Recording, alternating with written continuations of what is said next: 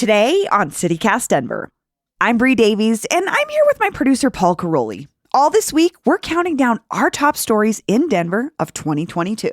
We're on number 4. Our number 4 story. Okay, we're just going to get into it. Yeah. Tipping fatigue. Okay, this has to be one of those stories that we covered on multiple episodes, and we still have an episode outstanding that we're trying to do. Like, that's how... I never want to stop talking about it. It's fascinating. Well, let me just tell you, I had an interesting thought about the nobody wants to work narrative that dominated this year that's just totally weird. This is separate from tipping fatigue and more about the work environment. I was at the mall recently, and most stores are understaffed, right? It's like everywhere you go, it feels desperate. Like there's not enough people. The people that are working are overworked. They're exhausted. They have no help. I went to a Walgreens the other night and they were closed early, and I have a feeling it's because no one was there to run it. Also, Walgreens are the gateway to hell. I don't know why anyone would want to work there. But all stores are like this except Sephora. Really? Sephora's crushing has it? Lively? 5 zillion employees and a gazillion customers. Like, I got helped by like 4 different people when I was in there. Wow. And I have a theory about this. 1, they must pay okay for retail. 2, what is one of the biggest subcultures on YouTube? Makeup. It's like, duh. So I just thought that was an interesting observation. I was like, I have never been to a Sephora where there aren't a million people working. It's like 1999 in there. I don't know. It's crazy. Can I ask you a question? And I swear I'm not trying to provoke you. Oh, please, Paul. You were always trying to provoke me, but you are welcome to ask me a question. Do you tip your Sephora makeup helper? I wish I could. If I got a makeover, like when you go in and sit down and they do your face, and usually the best thing you can do is when you go into those situations is buy a lot of the stuff that they recommend, because they usually make commission. But if I got like a makeover, if someone did my makeup for an event, of course I would tip them. I tip anyone that does a service. So yes, absolutely. Well, I think this tipping thing is interesting, and it is going to be continue to be a big issue because the minimum wage is going up on January 1st. So that's right. All of those after effects that we were talking about and kind of trying to predict with experts in the service industry and some restaurant owners that we talked to, and some restaurant owners who rejected my emails and didn't want to talk about this for, I don't know, I mean, probably good reasons. It seems like a hard situation, to be honest. I wouldn't want to be the face of this. But that's all going to happen on January 1st. Should be interesting. I think it's a push and pull here because... I advocate for workers' rights and folks to be paid fairly. My concern is this going to be a heavy lift for smaller restaurants that are already working on the margins? And are we going to see a loss of more restaurants that are local and push for more, which is something I think Molly Martin has talked about a little bit, Westward Food Editor. Yeah. The concern that like more national chains will come through and dominate, and we'll have less and less local. And not to say that has to be a balance between workers getting paid enough. I just see as an individual business owner, it's probably tough. Yeah, I mean, we saw this with one business already, Book Bar. Nicole Sullivan, who owns the place, she was on the show actually earlier this year when she bought the bookies, but she put out a post in, I think, November, blog post saying like, Book Bar's got to close, guys. Sorry. I just am not going to be able to make it work with the minimum wage going up. Now, you could say that there's obviously other factors involved, like, if the business was on fire, booming, would it be as big a deal that minimum wage was going up? But no, and isn't it like, shouldn't you be able to run a business if you want to? Like, I don't know, tough situation, but we're going to keep talking about it. Tipping fatigue. Bree, anything else to say about this one? No, I would just put a call out to small business owners, particularly in restaurants. If you would like to talk to us about what you're experiencing or what your thoughts are as we go into this in the new year, we'd love to hear from you. We had a great conversation with the 3 Stars podcast folks. Samantha, Bill, and Brad, all veterans of the service industry, gave us some great insight into what it's like being someone in a front-facing, customer service-oriented job in 2022. And I respect them so much. I'd also just love to hear from some folks that own restaurants. So please reach out to us. Yeah. So this episode that y'all are about to hear is our episode with you and me and Peyton. This was a Friday. We just talked about tipping. It was in the news that week. People were talking about it online, and we just sat down and aired our thoughts. And this was one of our most popular episodes of the year, so I hope you all enjoy it.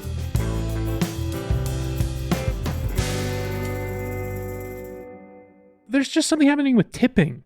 Like something's changing with tipping at restaurants, with like dining out, taking out, all of it. No one's really satisfied with the situation. And there was just a few stories that local TV station had a really interesting one. And then, but I don't know, let's just start with us. Like Peyton, you said you were thinking about this the whole drive down from Erie. What's at the top of your mind? It's such a complicated topic, and there's so many different avenues to take it down.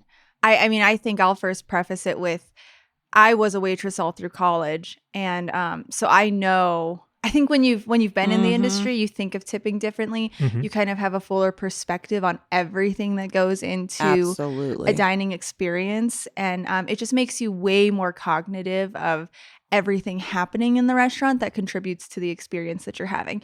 So tipping to me has always been really important because that's how I survived college. You would have to be spitting in my face in order to warrant like a 0 tip from me. I mean, like as a customer, you're saying you a waitress, don't not tip. I don't not tip for quote unquote bad service. I mean, because so much goes into it. Maybe the kitchen's backed up and that's why your food took so long. Maybe the bar's backed up and that's why your drink was late. Maybe you sound like me at the table where we're like, well, it looks like the server's really busy. So you're not engaging in your dining experience. You're engaging in the restaurant. You just know. Business. I mean, I've been there. I've had a bad night. I've had a night where I've been oversat because a coworker didn't show up, or the kitchen I feel is personally sabotaging my section. There's just so much that goes into it. Or the host is just overloading you with the worst customers of all time, so as if they know how these people are going to tip. Right. So I mean, it's just like I try to think of that if I have a subpar dining experience. Like my server shouldn't get paid less, shouldn't go home with less money because of all of these different factors that go into it. Like I watched this funny video about tipping, and he was like, you don't go to a store and they tell you, hey, these jeans are $40 and then you can tip the stock boy if you want. Up to you if the stock boy eats tonight. Like, it's just not how that works. So I don't know. It's a really,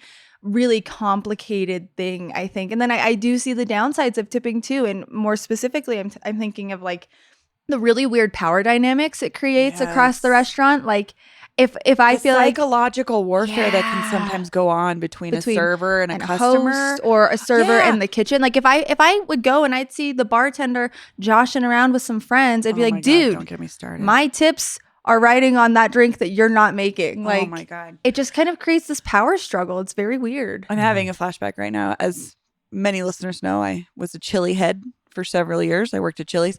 And Peyton, you're describing this bartender that if you worked with me at Chili's in the early 2000s, his name starts with a B. He would stand there and screw around and talk to his customers because he's working the bar making his money. He also has the well he's supposed to be working, which is making your drinks. So you walk over to the well and you just watch the printout coming of all the drinks that people need, and they're just curling up, and B-word is standing over there dicking around with his customers because he doesn't care. Yeah, he wants to make money. Yeah, and you'd come on for shift and be like, oh, he's the bartender tonight. Great. It's well, there go all my tips. Yeah, it's kind of like a weird manipulative dynamic too, because like you and if you've never been a server, you might not know this, but like you tip out the host, you tip out the bartender, you tip out the dishwashers. And so it's like if you treat the host extra nice and tip them extra, like they'll give you the good tables, or the bar guy, if you don't tip him out normally, maybe he doesn't rush on your drinks. So it's like it's just it creates such a weird dynamic across the whole staff. Can I say, as someone who's never had this experience, well, a couple of things, but one, it sounds like a mafia organization. 100%. The way there's all this like power plays happening between who gets what, and Paul. who's the inner circle, and who's the head of the. Oh, you want to be most friends? Popular. You want to be friends with the host because they would like bring in these little high school kids, and I was a host for a while too, so I get that.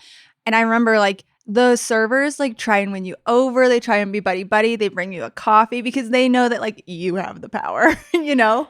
Well, I'm also thinking about, I think I shared this on Twitter the other day. I had this crazy revelation. I got fired from Chili's for being late, which was like kind of BS. But then I thought, my manager was sleeping with a bunch of servers and he didn't get fired. Oh, yeah. Like, if you want to talk about mafioso stuff, you are correct, Paul. The power dynamics beyond the host is like, who makes the schedule? Oh, What how the fry cook feels about you. Yeah. If, I mean, you it know goes what I mean? far beyond tipping. Like, yeah, that's like a whole nother podcast episode just talking about the dynamics in the industry. Gosh, I have like, oh my, I there's know. like so much to talk about here. I have to say one thing before I forget. For other people like me out there who have never worked in the service industry and can't really relate to this, I think that the closest I got was Barbara Ehrenreich's Nickel and Dimed. Oh, yeah. She wrote a beautiful piece of journalism about her experience working as a waitress, making a minimum wage, and just living like that for I don't remember how long. I read it a long time And ago. she went sort of not undercover, but she was a journalist who was like, how do I get to the root of this story that's not being told, but so many folks are living every day. So she became that. She lived Wow, it. that's She cool. lived it. And yeah, she just passed away last week. That's what I wanted to say. Just she passed away, and if anyone hasn't read her book, they should. I haven't. Especially I haven't now. either. It's it changed my it was one of a few things that really changed my outlook on the world, I think. That's cool. Let's talk about the pandemic. Because you all are talking about vibes in a business and relationships changing and values changing, and the pandemic threw all that up in the air, and now we've got all these problems with tipping. What's the connection? It changed everything, like you're saying. I think what's interesting about what Peyton was just describing was that restaurants, like, we peel back the initial layer and you see all the inner workings. So even if you're like you, Paul, and you've never worked in a restaurant, you can start to pick up on these things. But also you're deciding who to pay and how to pay them as a customer. Oh, we yeah. don't do that in a ton of other industries. We do it in a lot of service-oriented industries. But like other things, we never see that backside of how things work. We order something or whatever and it comes to us. So thinking about like if you order something from Amazon, you're not deciding what the Amazon driver gets paid. You're not deciding what the person that packed your box's experience is, but it's different with restaurants. And I think the pandemic yet again changed it where we were really questioning what was of value, right? But my struggle is before the pandemic, as these entities like Grubhub and Uber Eats and Postmates came into Into the commonplace. City. Yeah. Blitzkrieg the society, you know? Well, I think about my a friend of mine was a server and an expo and talked about this. People that put together to-go orders a lot. And also they put together the orders for the whole restaurant. But at any rate, when Grubhub enters the situation, that person suddenly is not getting tipped and they're doing all the work. So it's like we were getting farther and with the pandemic, we get farther and farther away from the people that are actually doing the work for us. So then we think that they're not worth as much. I think a little bit had to do with not seeing what was going on, just ordering to go. And I feel like that might have led to this like tipping apathy or whatever it was called in these recent articles about it. Tipping fatigue. Tipping fatigue. Yeah. Like people are like not takeout. seeing, which is like, should we have to see people work to tip them? Well, No. no, but I saw, have you all seen this video from TikTok? I'm not normally on there, but I saw a video. My friend Mallory was telling me about this last night. There was this video that went viral on TikTok that shows Grubhub orders piling up at a takeout restaurant, just piling up. And there's Grubhub drivers there. They're just not taking those orders because no one has added a sufficient tip to make it worth their time. So the orders are just sitting there and the drivers are there. And they're not getting it. The drivers aren't picking up the orders and taking them because They're waiting for orders that have bigger tips to make it worth the time it takes to drive out and back. Isn't that interesting? I've only discovered this now that I live somewhere that's like, so I live way out in Erie, and so like we're really far from anywhere that's going to deliver. And so I've learned now the few times I've tried to have something delivered, if I'm not tipping like $8 to $10, nobody takes my order. And I just don't get it because no one's going to drive that distance unless I'm giving a really good tip. Wow. It's very strange. And then you'll just never get it. And eventually they'll be like, sorry, Whoa. you just don't get this order. Yeah, it's so weird. That must be what this is. They're just piling up. Where's the response? I think we have this. The joke we have too is like, we order food every time we get together every week to do this show, and we always joke, "Are we going to get our drinks?" Right. Like, the $3 can of Coke. Am I going to get it? So I don't know. I mean, I don't want to fault these drivers, but I also like. It's complicated. These third-party things have come in and cut into restaurants' margins already. So I just see a lot of unhappiness in folks, and I understand it. It's gotten more convoluted, and you're maybe making less money. But I also don't want to pay $15 in a tip when I get half my food. For me, I'm confused as to where my money's going. So, and I think that's a big thing now with. It's huge. With like you said, the further and further away we get, the more middlemen that we put into this chain. I'm just confused. I'm like, who's getting this money and who needs this money? Who's not making a living wage? Who's making minimum? Like, and that's just when I'm like, I'm confused. Like, who's doing the work? Is the person who's putting together my order getting my tip? Is the driver getting my? I don't know where my money's going, and it complicates how I feel about tipping on things like that. Yeah. Because that's the question here that we're all having. And so I pulled up one of our orders, like that we had, one of our staff orders, and it's like $77 for 4 people. That seems pretty reasonable. I don't know. It's fast casual, right? We're ordering from a fast casual restaurant. There's a $9 service fee. There's a $5 tax.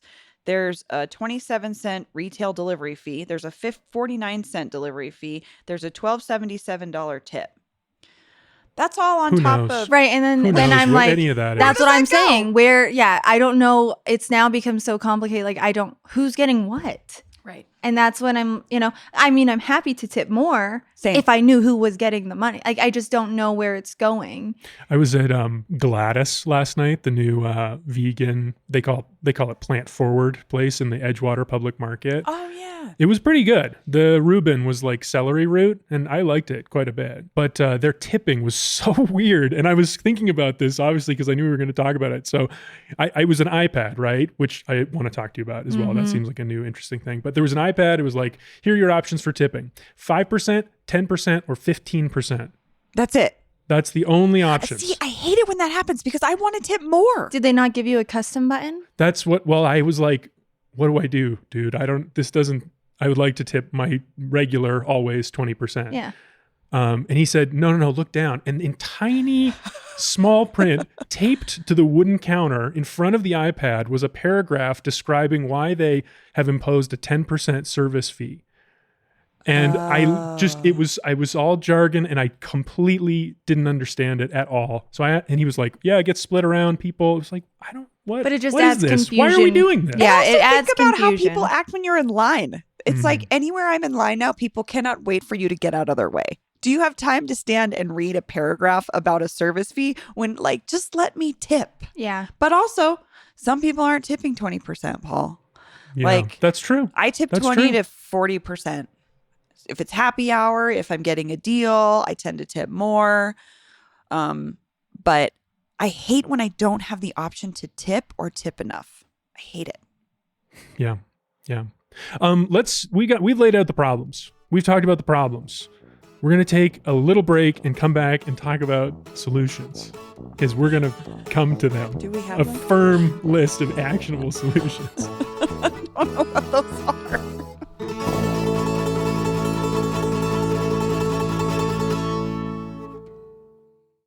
Okay, I think we've taken plenty of time. Now we're talking about solutions.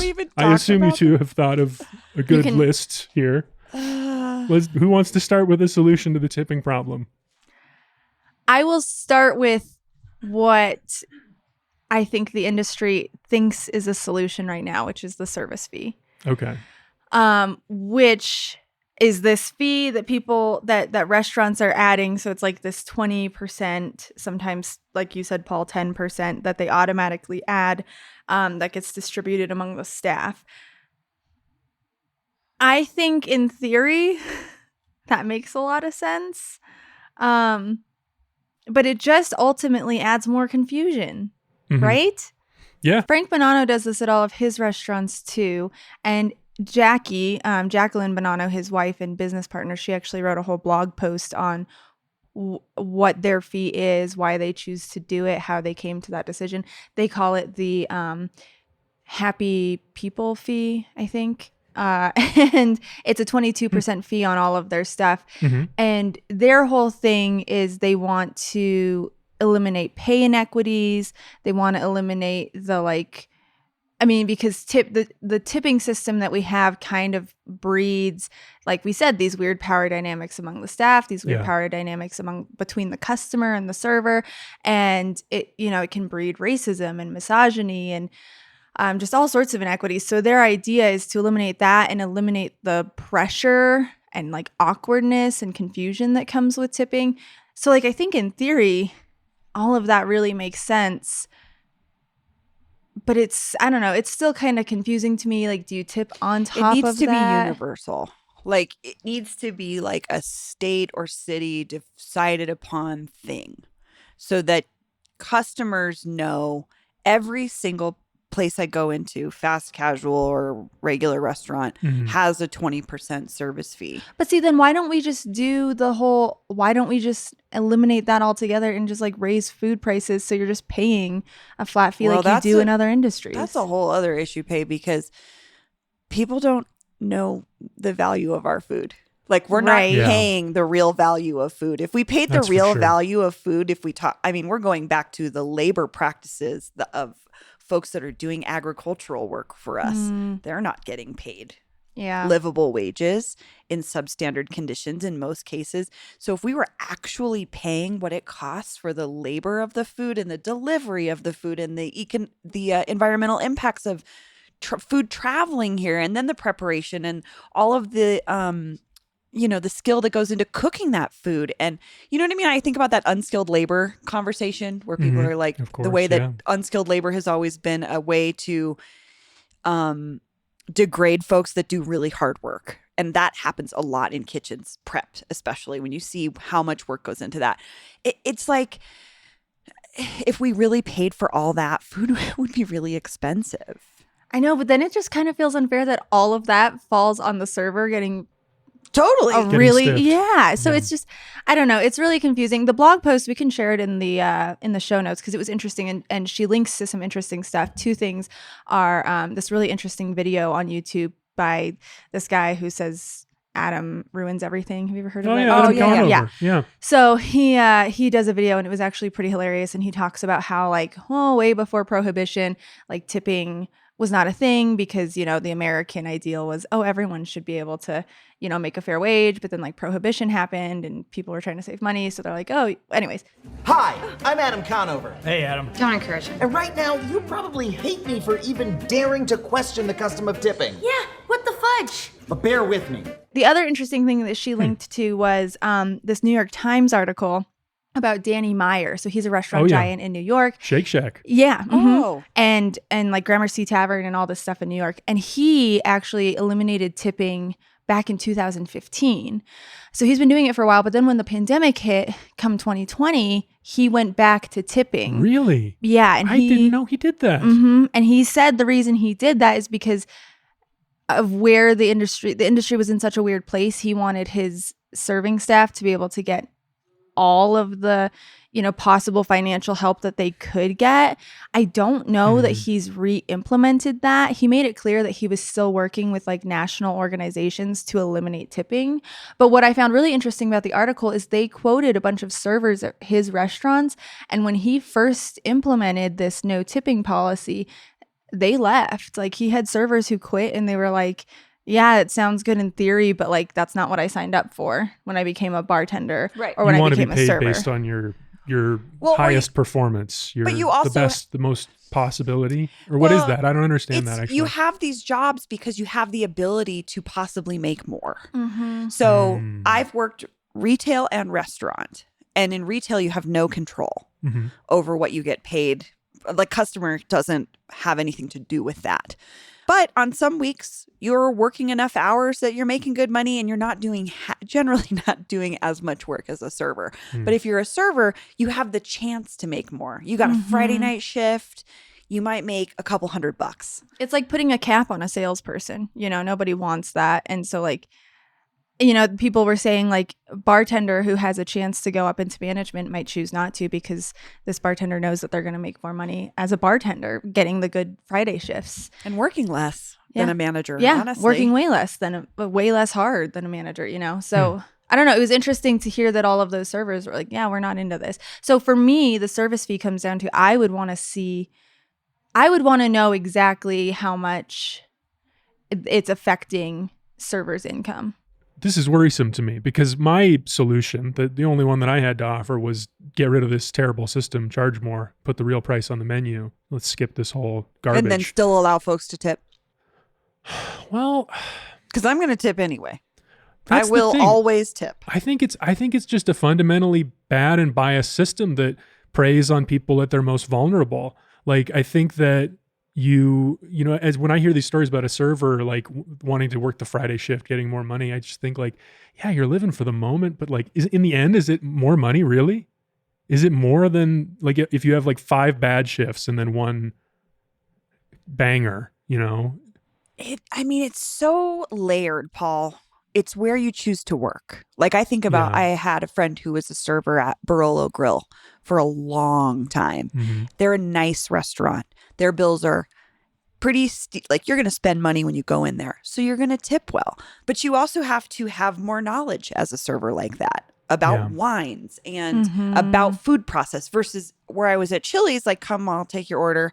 Chili's was about turn and burn. Right. Get folks in and out the door as fast as you can, right? Mm-hmm. You don't want people hanging out. You want them to, unless they're drinking. They can hang out all night because drinking, all the money is in alcohol. Right. Big margin. Food, big margin for a booze. But so there's different levels of serving. Yeah. Fine dining, bartending, fast I mean, I try to I want to tip the people at McDonald's and I can't because they work really hard. Any of us do a job at McDonald's for one day and tell me if you could handle it. It's rough. Multitasking. Can you imagine taking an order, talking to somebody else in real life while someone is talking in your ear, making money exchange, getting food from someone else? Like, these folks do so much work and they don't get tipped either. I think tipping is great. If you want to tip everybody, tip everybody. I tip do, tip kinda. everybody you want to tip. Huh. But my thing is, it's just not fair to the servers because they're making such a lower wage. Like, if you want to tip your server, maybe that's great because you really loved their service. Like, I mean, we talked a little bit about coffee shops. Like, before there was a time when I didn't tip at coffee shops. Really? Unless I Really? I went in and I had like a stellar interaction with like the person. I'd be like, yeah, here's, I'll throw a couple bucks in their tip jar. But like, I didn't tip at coffee shops. Like, Wow.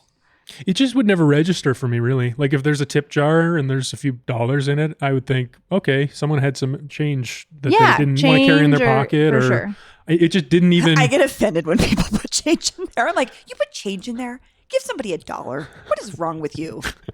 I mean, I just think, but then with servers, when they're making a really low wage, there's this like pressure to. You're like, hey, my tip is their living. Like, you have to tip, and you have to tip well. Especially because we know, coming from being servers, I was making $2.13 an hour. It's when I'm tipping at a coffee shop, it's because I really had a stellar experience or something. Versus when I'm tipping a server, I know that I'm paying their bills. Can you guys imagine if the job that we did right now was tipped? It is, listeners. Send us an email. I mean, it is in certain ways. Patreon's created an essential thing like that. Yeah. Coffee, all the tipping things you can do. That would stress me out so bad. Yeah. Like, am I doing my job correctly every day? So there's just like so much that goes into it. Also, servers generally don't have health care.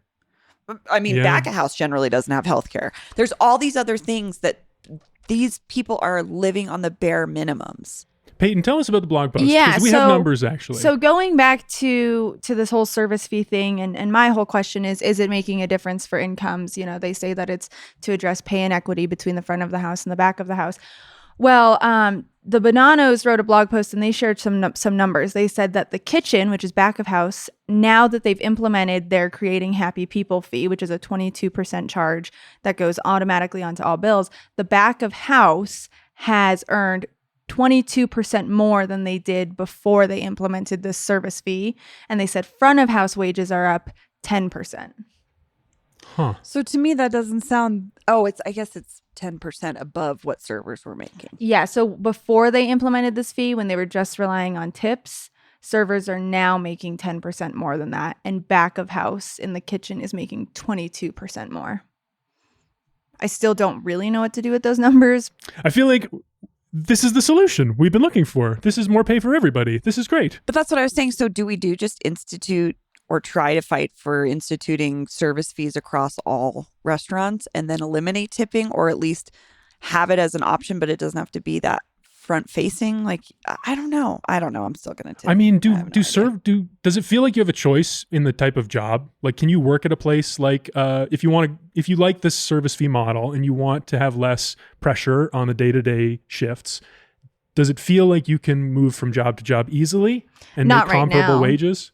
I mean, I think there's just not enough places doing it right now that you could do. I mean, maybe in the future we're somewhere where you have that option, but I don't feel like enough. Like right now you can go work for Frank Bonanno or City O City. Yeah. That's it. Like that we know of. Yeah. I'm sure there's other folks out there. But I mean, I don't know.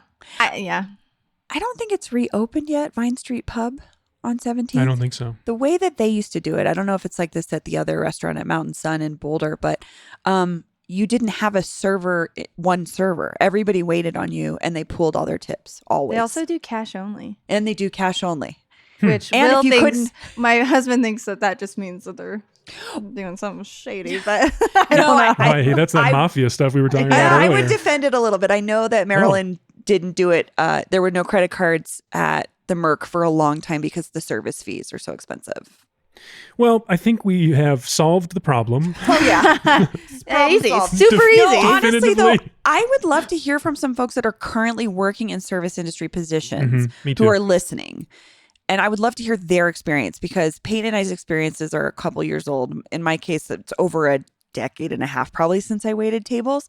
I don't know what it's like now. I would love to know what people's experiences have been, how the pandemic has changed or not changed that, and what you like. What would you prefer? What does a server prefer? Do they like the service fee? That's have no my idea. question. I would love to know. I want to know from a server. I get in theory this whole service fee thing, but I want to know from a server how it impacts them. Yeah. That would be, because I have no idea. I'm still appalled that both of you didn't just tip coffee shops till recently. It just felt, it's like the whole counter serve thing. Like, because for me, I go, and the reporter who wrote the 5280 piece, her description in the beginning Dahlia is my Singer. experience. When she's like, I go in, I order tea, they pour hot water in a cup, they turn the iPad, I can tip 20%. You panic because you're like, I'm not going to not tip. I'm not a jerk, but all they did was pour me a cup of water. And then you're tipping, it just feels, and then, I don't know.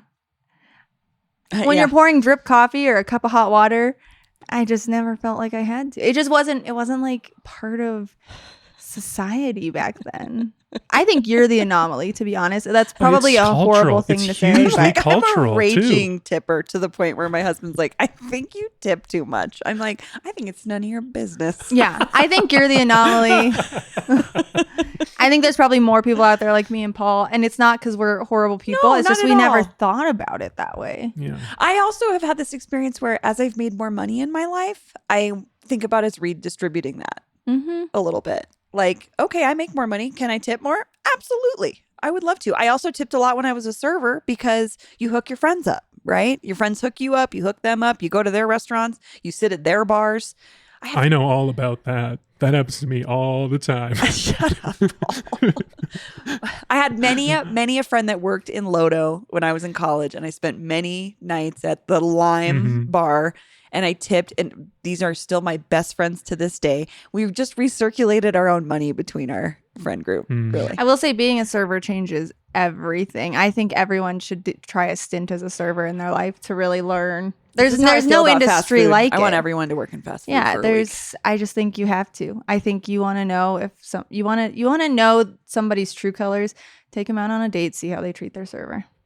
A week on the line at Chipotle. Talk about a dream come true. I would learn so much about how This that is restaurant how I felt works. about Casa Bonita a long time ago. I was like, what if I go undercover as a waitress so I can find out how it works in there? Then I was too lazy and I was like, I don't want to work in a restaurant. I've already done that. It's hard. Ain't nobody you- got time for that. All right. If you are one of these people who is doing a stint as a service industry person, if this is your career, whatever, for all the reasons Bree said, she said it very nicely. Call us in at 720-500-5418 and leave us a message. We might play it on the show.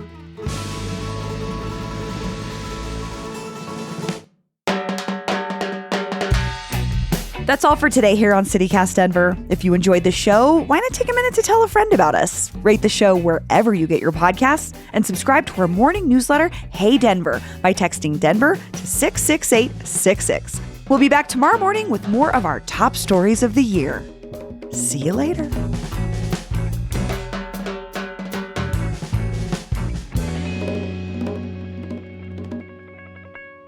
Yes, Hi, we Paul. are, Bree. Sorry, you do it again. Do it again. No, I mean, that was good. Yes, we are. Here we are. We're doing it. It's great. Okay. Happy to be here.